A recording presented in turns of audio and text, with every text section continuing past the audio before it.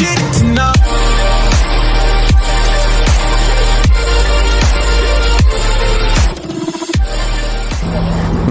Bon matin, on essaye un Harley Davidson Road Glide Ultra 2018. Ouais, c'est correct. Première ride de Harley. Oh boy! Oh, c'est pesant ça. C'est un 107 pouces cubes. Ah, ok. C'est correct? Ouais! C'est un modèle pas mal semblable à l'autre d'avant. Moi, je connais tellement pas ça. Un road glide, street glide, whatever, je le sais pas. Je sais que c'est un gros Harley. Il est différent de l'autre, le fairing, tout. Mais... c'est pas grave, on va se faire du fun. On est là pour essayer de débaisser.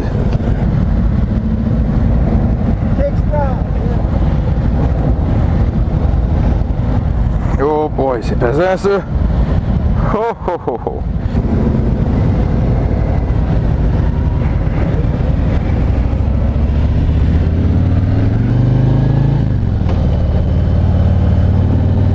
Oh ouais. Première ride avec un gros Harley. C'est le fun. C'est position de conduite encore jamais expérimentée. Mais j'avoue que c'est vraiment confortable.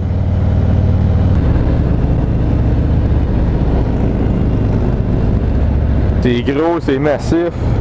C'est pas la même position de conduite qu'avec le boulevard que j'ai essayé hier. Puis là, je suis en territoire inconnu encore une fois.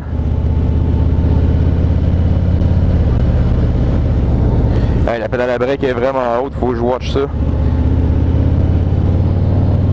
J'aime mieux ça avoir la vitesse en haut. Tantôt il est en bas, j'aime mieux l'avoir en haut.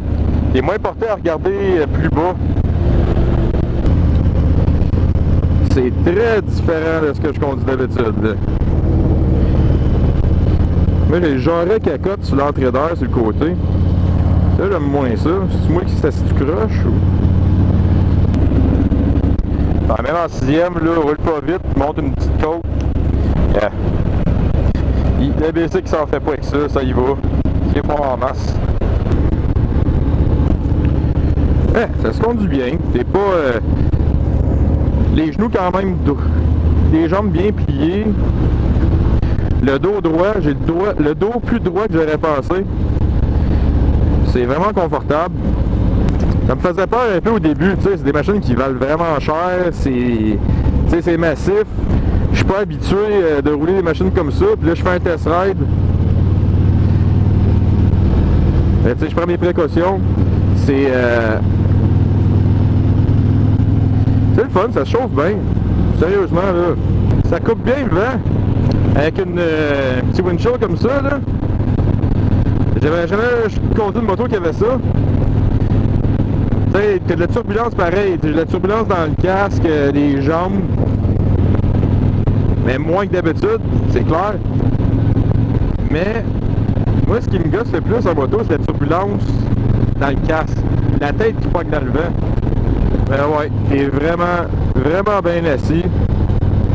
Je pourrais me foirer un peu plus, avoir le dos courbé, le laisser foirer de même.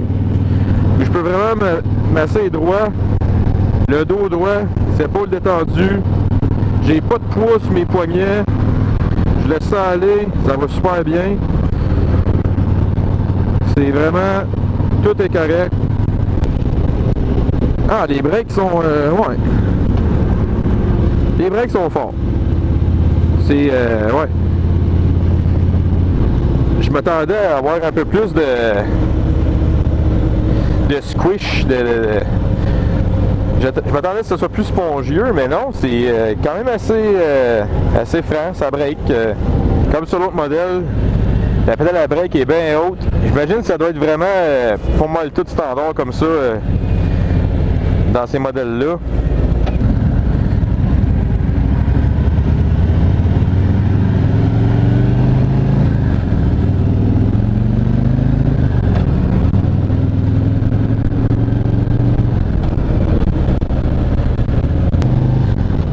Un beau son. Un gros V-twin américain. 107 pouces cubes, je pense que c'est 1600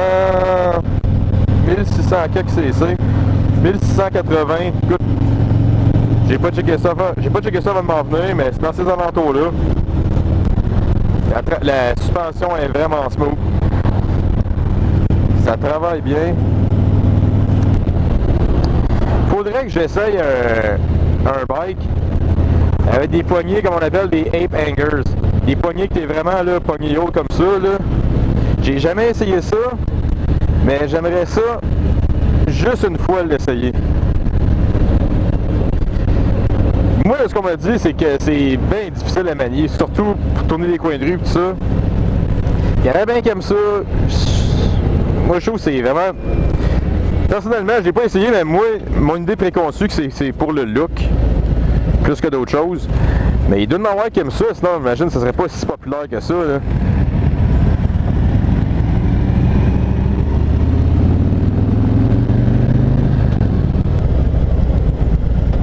Ah, je viens de remarquer qu'il y a un gear indicator en bas.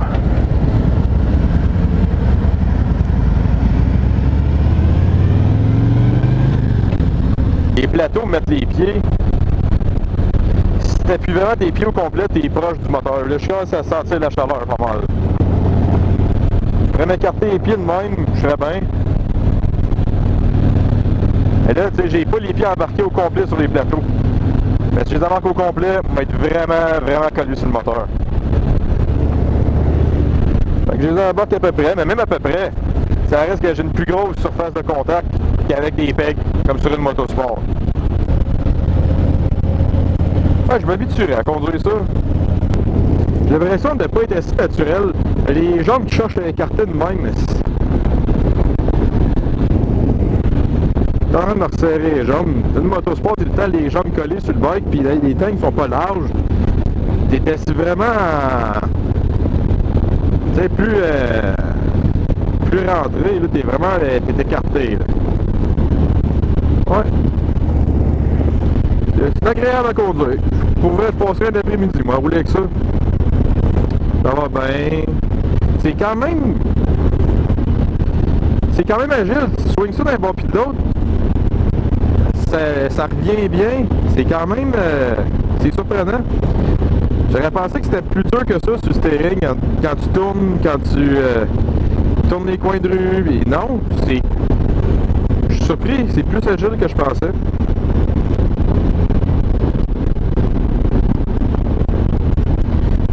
Mais je sais pas si c'est une impression, c'est à cause du chemin. Mais j'ai quand même l'impression que le bike est vibreux. Mais tu sais, c'est un gros V-twin, ils sont réputés pour être... faut que ça shake, les Harley, faut que ça brasse. Mais les anciens modèles TP, les leviers clutch brake sont vraiment larges. Ça... Tu peux pas y manquer, là.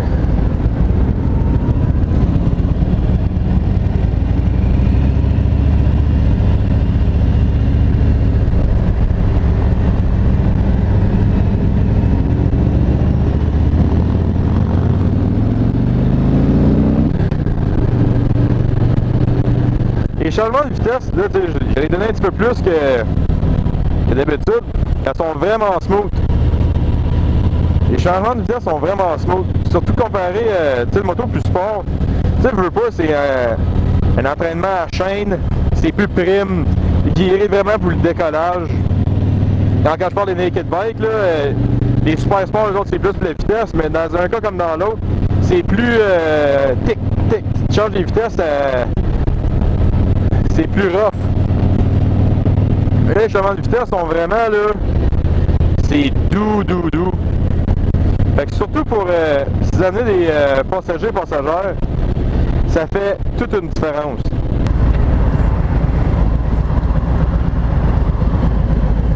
Hop là. Ouais, je vais te dire à l'arrêt, c'est plus dur de... Tu sais, mon bike, j'arrête avec ça, c'est comme un biscuit pédale. J'arrive, clic. Et ça, c'est pesant. Il faut vraiment que tu anticipes le côté que le bike va pencher quand tu arrêtes. Parce que ça pardonne pas. C'est pesant. C'est gros. Tu sais, là, on roule tout le temps, là. Mais quand quand tu fais de la ville, tu arrêtes souvent, là, faut que tu te watches parce que c'est plus dur à manier à l'arrêt de la basse vitesse qu'une motosport, qu'un sport touring ou n'importe quoi, un super moteur.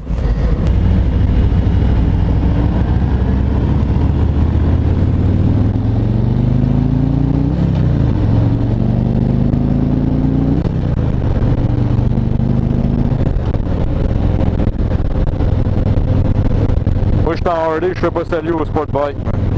Non! Mais, une affaire, c'est confortable. Le banc, là, t'es bien assis. Un gars d'Harley qui dit même pas salut aux autres Harley en groupe. Ça, c'est du douchebag sur un moyen temps. La poignée de clutch est quand même assez dure. Une clutch à huile. Puis, je dirais, quand même un peu raide. Ce qui est fun aussi avec des pegs en plateau de même, c'est que tu peux te dévacher un petit peu n'importe comment. Tu peux te rentrer une jambe. Tu sais, si t'es inconfortable un peu après une longue ride, tu peux vraiment te bouger et te promener sur ton plateau. Ça, c'est un autre avantage comparativement au peg. Des fois, juste de bouger de quelques pouces, ça change le point de pression. C'est pas... ça rend ta ride un petit peu plus tolérable à long terme. C'est sûr, on l'essaye pas. On n'essaye pas ça en fou, là, tu sais. La ride est smooth, mais quand même, juste en accélérant, en décollant, ça te donne une idée vraiment de la puissance du bike. Même si t'es pas au régime, tu clenches pas en fou. Tu le sens, là. Tu le sens comment que ça y va, là.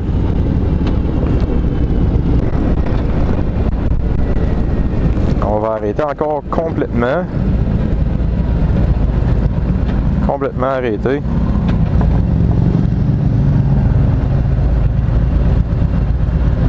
Là, je vais me concentrer, je vais arrêter comme il faut.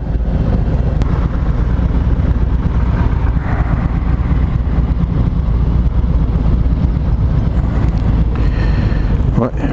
Ça, c'est un peu pesant à tenir sur une jambe arrêtée. C'est vraiment confortable avec les deux jambes chaque bord.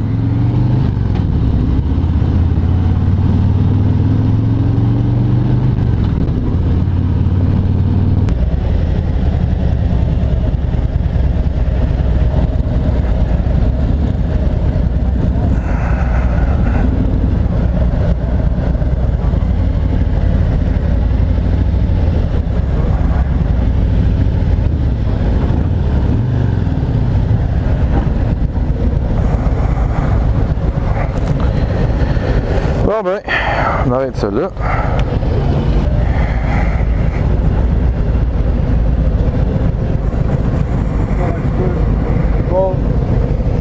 Ah boy.